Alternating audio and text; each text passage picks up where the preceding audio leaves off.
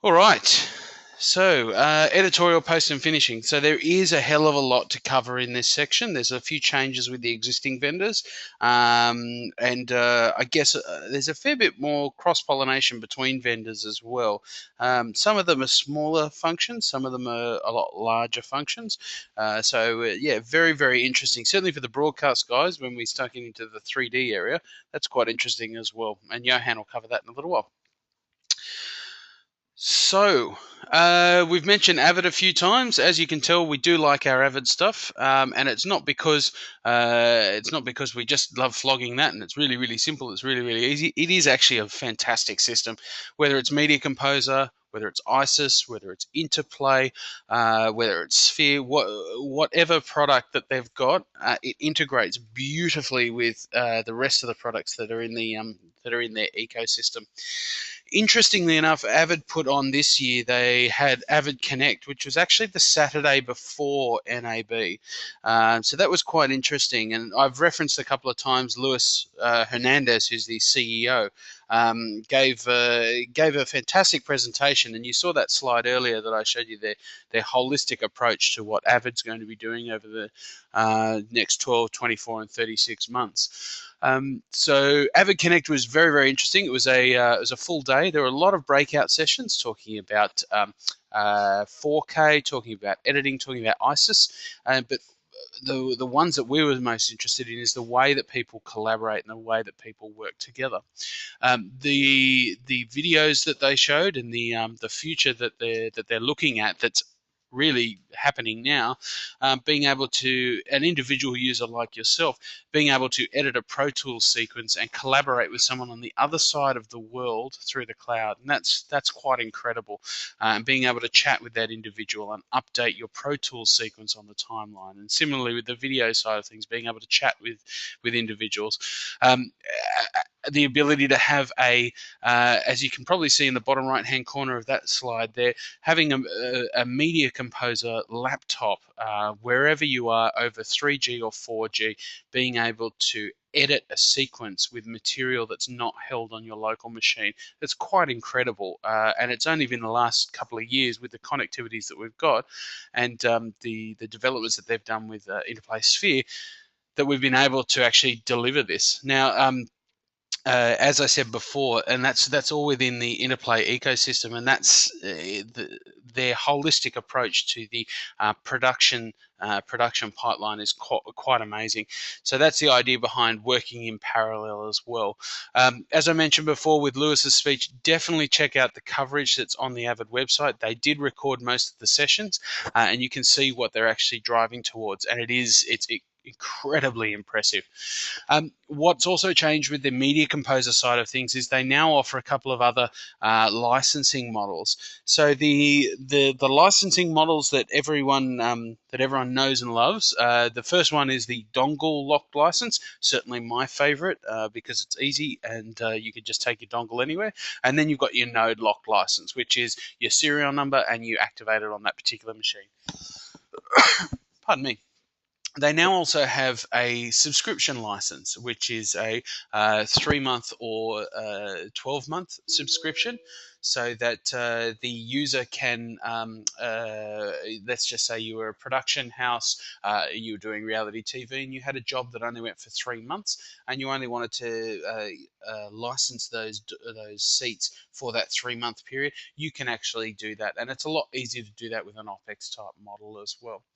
I guess the other thing that's really, really quite cool is the floating license option as well. So the ability to own 20 licenses but install it on 40 machines and have those running at the same time and check in and check out licenses. It's quite an impressive way of dealing with that. And so there's a lot more flexibility on the license side of things.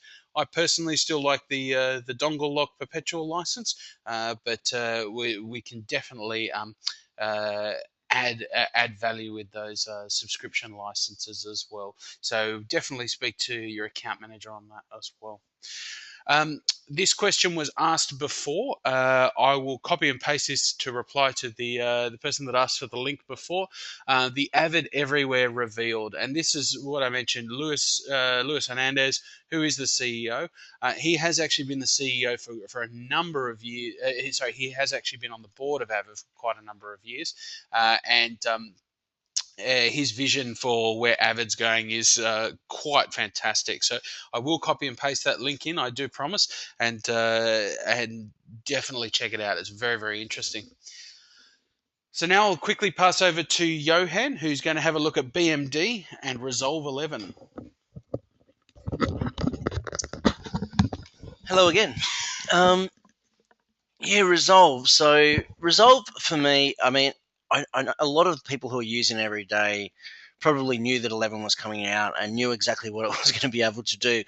But for me, it was actually a little bit of a surprise in the sense that I think that they've come up with things that have definitely been asked for in the last couple of years. And they've brought it out. I guess the most important thing to know is it's all free. If you own Resolve, you get this free. You don't have to pay a cent. And if you buy a camera, you probably get it for free as well, right? That's one thing. I don't know how they do it for free, but they do, right? So it's got a whole lot of new editing features. So we don't know if it's an NLE. It's got dual monitor support, pass-through grading, which is probably my favorite, collaborative workflow, on-set data backup tools, and automatic color chart color balancing too. It's like a grading for dummies, but I think it's actually really, really, really good. They should have been doing all this stuff ages ago. So here's an editing tool. It's got 70 editing features. So I guess the question is, am I going to be using this to edit in a year's time, or are you going to be using it to edit in a year's time? I guess the easiest answer for that is if we had this conversation 5 years ago about Premiere and we said, will we be using Premiere in 5 years? Would it even be allowed to be spoken of, so to speak? We probably would have said no, would have laughed about it. So are you going to be using this in a year or 2 years to edit with and not use Final Cut Pro or not use Premiere or something like that? I don't know. I think it's an option. It's out there. It's obviously a good grading tool. It's cheap, right? It's a cheap product that does a lot of really, really good things. So, it could be what we're using in a few years' time to edit. Dual screen display, didn't have it before. I don't think the competition has it necessarily. It's quite good for operators. Mind you, you're going to have, so you got your 2 screens for operating. You've got your broadcast monitor or your grading monitor on one side. Then I think you've got your waveforms on the other side. So you're looking at a 4-screen production. I'm sure that doesn't probably bother too many people. Pass-through grading, this is probably what I think is the biggest thing. Definitely the thing that's been asked for the most over the last couple of years to me. Just random phone calls or people we know saying, hey, can I do this? Can I do this? So basically, if you're on set and you're capturing through an SDI, you can not just add a LUT like you would a pass-through LUT. You can actually do a live grade on that picture which is coming in and then pass it back out through in SDI into a monitor. So you can sit there and manipulate it quite a lot. So potentially you could be doing this on it depends on the speed of your drives, but potentially you could be doing that on a laptop on set or something like that. So I think that is, for me, that's very, very impressive. And I know that there's a lot of guys who do dailies and video assist stuff on set where they'll go, wow, I'll take that. It's free, right? It's free. Collaborative workflow. So this is the first time I've heard of this for these guys as well. So if you've got a big timeline and you want 10 color artists working on it simultaneously, they can. One can work on one shot, one can work on another shot out of the same timeline, just different shots. You can also have one person using the edit tools that are in Resolve working simultaneously as well. And apparently there's an improved back and forth between Final Cut X and Resolve as well. I haven't really played with Final Cut X, so I couldn't tell you too much detail about how that works. Yeah, so I think with the collaborative workflow, obviously you're going to have some kind of SAN or some kind of storage in the background, which is going to be allow you to do that. So I think there is a little bit of back infrastructure, which I don't know the exact details of now, which is going to be required. But hey, it's free, right? The clone tool. So basically, this is your backup tool. So if you're putting memory cards in there, and you've got stuff which you need to grade, it's going to dump stuff on in multiple locations. So you can chuck it onto your NAS or onto a portable drive and all that sort of thing, and sort of set it up so that you can sort of automate it as it comes, as you're receiving the data. It's got a checksum verification as well. So that's really, as far as pushing data around, any of the IT-ish tech very propeller head kind of guys, if it doesn't have the checksum, they won't want to know about it. So this has got all that as well. And I guess the last thing is automatic color chart, color balancing tool. That's what it's called. So it self-analyzes the picture and does a grade for you. So it's grading for dummies. Now, since Resolve came out and it was free, I don't know how many, I'm sure a lot of you actually remember, going back a couple years before Resolve came out for $1,000, and there was very few color graders out there, and they did an incredible job, and they were really, really good. And the idea back then was everyone thought, well, only a few people can do that quality of work. And you know what? I still think that people like myself and a lot of people that I know, we're just not graders, right? We're not. We probably have these tools and they're cheap and they're free, and but we just weren't born graders. This self-analyzing grade is for me, I think, is a godsend, right? It's grading for dummies. For them to chuck it in there, I think is really, really, really good. It's going to help me anyway with my projects. So I'm happy. So I think you should be too. All right. I think that's it for Resolve. Oh, actually, this is me as well. So MAXON and Vizrt. So I'll just touch on this briefly. It was something that was announced. So I know a lot of the broadcasters, most of them has Vizrt, and actually I know for a fact that all of them have MAXON as well, right? So nowadays, or basically now with this, since NAB, you can take a project from Cinema 4D and dump it straight into Vizrt. So it'll take that project across, and it uses this new Cineware application, or I guess it's like a background plugin that allows you to actually manipulate that Cinema 4D project from within Viz. So you can actually manipulate it, and you can import it as a 3D primitive or as meshes. And this has got full integration with VizArtist and VizEngine. I'm not too au fait on Viz, but I know that all the broadcasters have got it. I know they've all got Cinema 4D. How people aren't going to take advantage of this, this latest tool. I think they'll be using it quite a lot in the coming weeks, if not months. All right, that's just quickly on that one. Now we're off to Autodesk. So I'm just passing on to Matt Wood. Thank you, Mr. Pretorius. So, yes, Autodesk has released the 2015 versions of their animation software. Now, we won't have time to cover off everything, and, well, there is everything.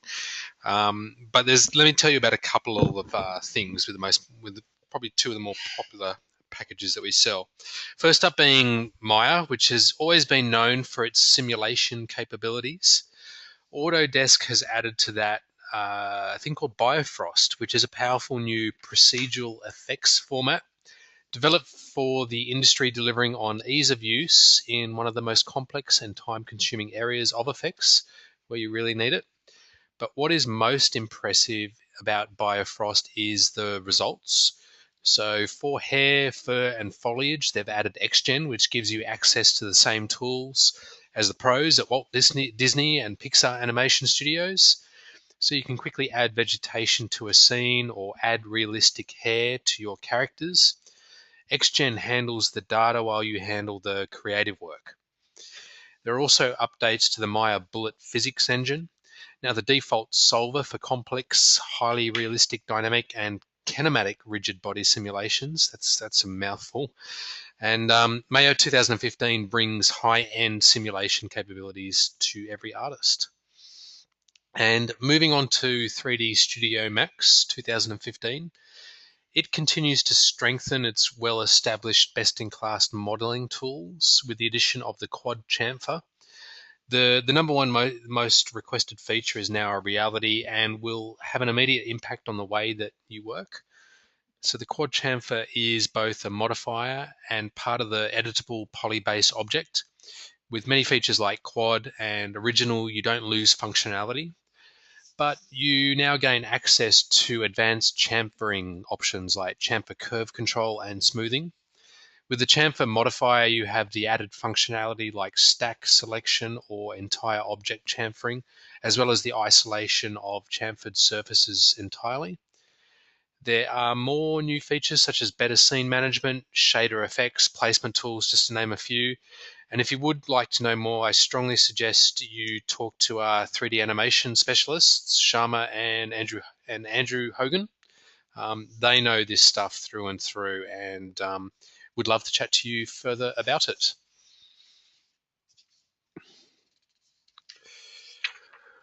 Okay, moving on, I'm going to hand over to Sean to talk about Flame Premium, one of his favourite subjects.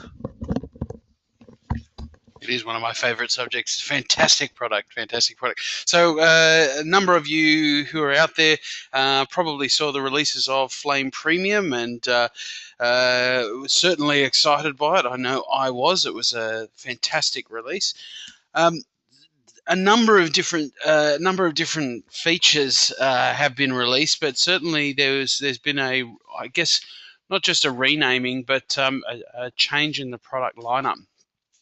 So last NAB, Flame Premium was released. With Flame, Smoke Advanced, and also Luster. So you had your timeline compositor. You had your 3D effects suite with Flame, and also your grading tool, which was Luster.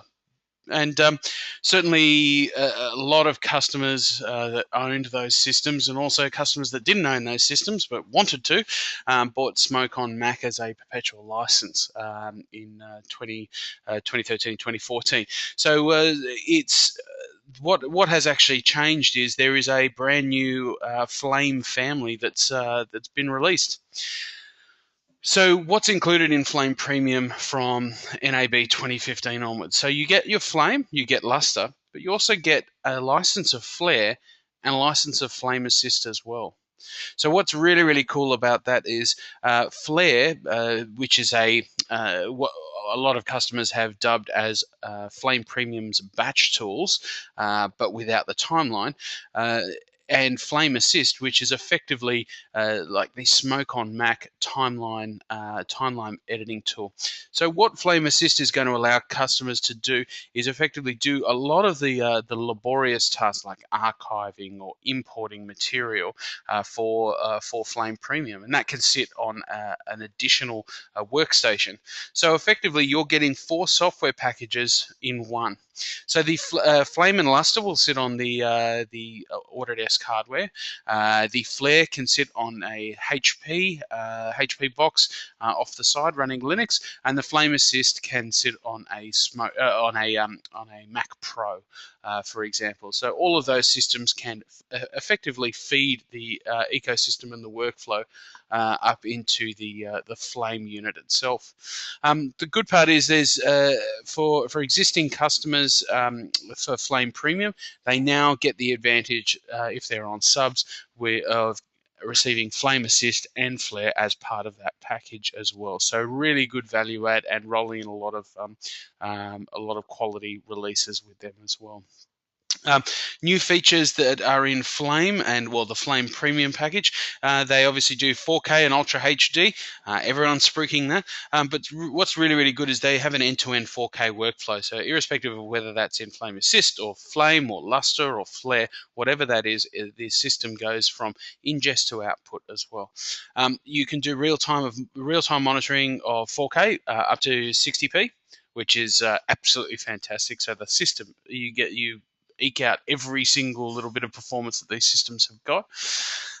The storage has actually been upgraded. So when you buy a turnkey Flame Premium box and you buy the storage with it, you get 16 gigabit storage RAIDs, which is absolutely fantastic. What's really, really cool now is you can actually add a second GPU, a second NVIDIA card to effectively get background rendering. Now, previously, a lot of customers have either purchased another server or another device to offload the rendering to. We're seeing with the background rendering that there's a high likelihood that people that have burn may actually need to use that a little bit less now if they go with the second GPU, which is quite cool. So on the creative tools side, you've got Replica, which is a really, really cool function of being able to very, very quickly and very, very simply replicate assets in a very, very fast process and automate that as well. You have Matchbox 3D Shape.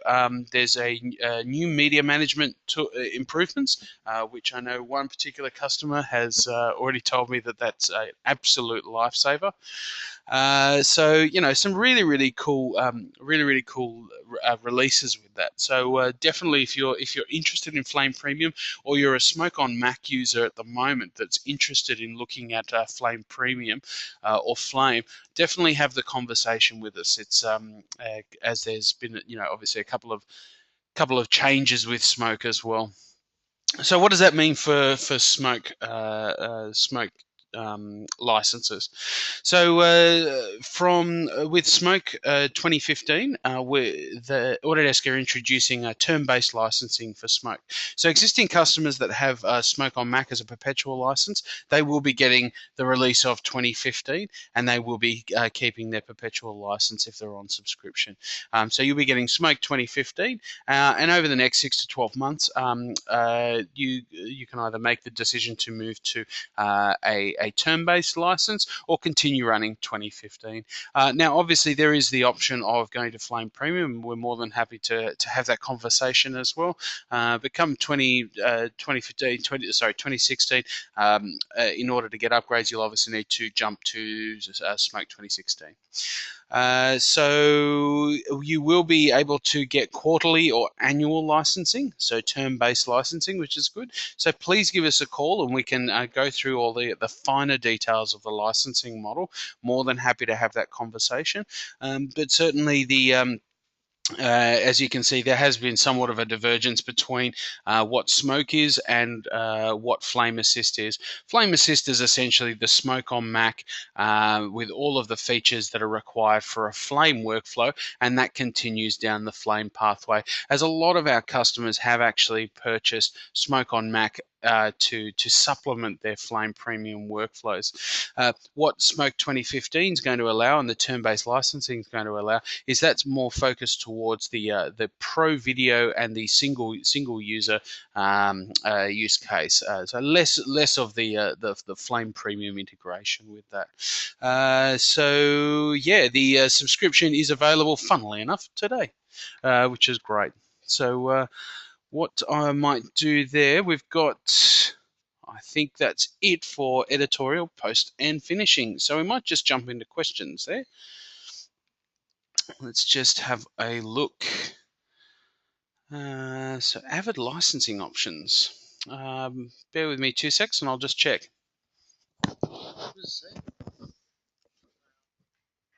Allow for contractors and locations. So the question is, Avid licensing options. Can you mix and match to allow for contractors and / locations? I'm assuming that you're talking about the floating licensing. It sounds like. If I'm incorrect, please jump in and tell me that I'm wrong. The floating license is essentially a license server that will sit on a Windows box at your location. You will be able to put licenses on that system, whether they're perpetual or rental, is my understanding. But it doesn't delineate between locations, so you would actually have to have exposure via your network to allow access to the licensing server to get that license. I hope that makes sense. So yeah, if you wanted to have a chat about that, more than happy to do it. I hope that's answered your question. I've got another one here. Is Flame Assist and Flare available as standalone products to existing Flame customers? So if you're an existing Flame customer, you can get Flame Assist and Flare as standalone products. Yes, absolutely. So they are also available as a standalone on a Linux suite for the Flare. And Flame Assist is on OS X, so that's OS X 10.9. So yes, you can have those as standalone, and you can purchase those. They are actually available as term-based licensing as well, and I can get back to you with the cost of that, so that you can purchase them as a perpetual license, and you can purchase them as a not desktop subscription, sorry, a subscription license or a term-based license. What's also worth mentioning there, as we're talking about the creative finishing systems, the cost of ownership in terms of the subscription and maintenance has actually dropped as well. So it dropped by a good chunk. So yeah, we can definitely have a look at those ones for you as well. Okay, so next questions. We got any more questions? Lots of questions. Any ideas of the new features for Media Composer 8 aside from 4K workflows? I haven't actually had a full briefing on Media Composer 8. It wasn't launched at NAB. It was launched at NAB. It wasn't launched at NAB. New features were chatted about, but there wasn't an official launch at Avid Connect. I can definitely get back to you with that, but I believe we'll be catching up with yourself to discuss those sorts of things as well. Next question, is 32-bit floating point supported in Flame 2015? That's a very, very good question. It's one that I probably can't answer right at this point in time because I don't know off the top of my head. The good thing about the GoToMeeting is it will actually log all of the questions. So even if I can't get the answer for you immediately or before the end of the webinar, I'll certainly be able to email that answer over to you. So just it looks like there's a clarification on the Avid question. So dongle and short-term licenses. So if you have dongles, those dongles will continue. You can continue using those. And if you want term-based licensing, you can purchase those as well. So they can coexist. I think that's the question. So if you've got 10 dongles and you've got 15 machines, you can then get term-based licenses or subscription licenses for those additional 5. Yes, having one does not necessarily preclude you from the other. Okay, good questions, particularly 32-bit floating point. I got caught on that one. Thank you very much. I will endeavour to get that answer back to you as soon as possible.